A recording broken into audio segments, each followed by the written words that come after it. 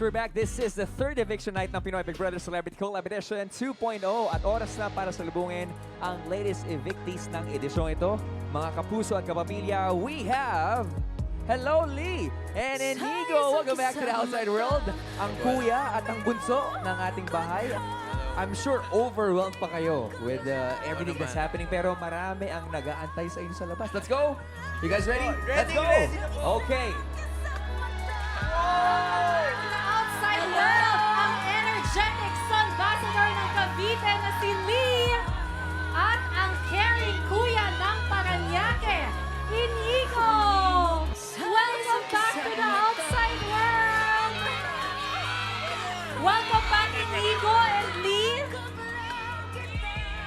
Nakita natin, di ba, naiyak sila sa loob ng confession room. Napakaraming nagmamahal sa inyo dito sa outside world.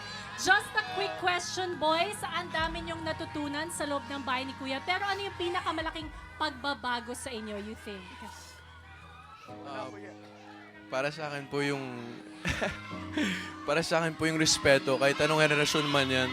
Respeto po talaga. Kaya maraming salamat, ate. Lahat, maraming salamat po. Thank you, Inigo. Ikaw naman, Lee. Biggest change sa tingin mo? Para sa akin, yung pagstay ko dito sa bahay ni Kuya, grabe, mas naging tama akong lalaki. Mas na-prove ko sa kanila na kaya kong maging mature at a very young age. At yun yung, lahat ng mga pinagdaanan ko, lahat ng improvement ko, hindi lang dahil because it was me on my own, kung hindi dahil sa mga kasama kong housemates. Sila talaga yung nagpa-enhance sa ano ko, lalo sa Inigo. Oh, marami brothers talaga. At oo, ramdam na ramdam namin yon. Thank you, Inigo at Lee. Pero syempre, nandito rin ang inyong mga loved ones para salubungin kayo. Kanina pa sila nag-iintay sa inyo. What a touching moment. Lumabas man ang bahay ni Kuya, at least ngayong Pasko, sila naman ang magkakasama. Hindi ba?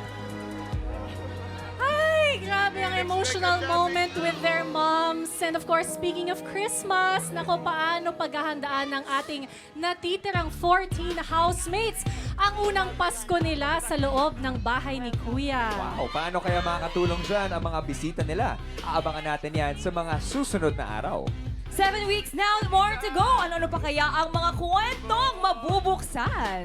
At anong Christmas feels and stories ang ating matutuklasan mula sa mga housemates? Ano kaya, no? At paano kaya ito makaka-apekto sa mas lumalalim na samahan nila? Yes, lahat ng yan masasagot natin sa Takdang Panahon. Kaya naman patuloy ang pagtutok dito sa nag-iisang teleserye ng totoong buhay. Ito ang Pinoy Big Brother Celebrity Collab Edition 2.0!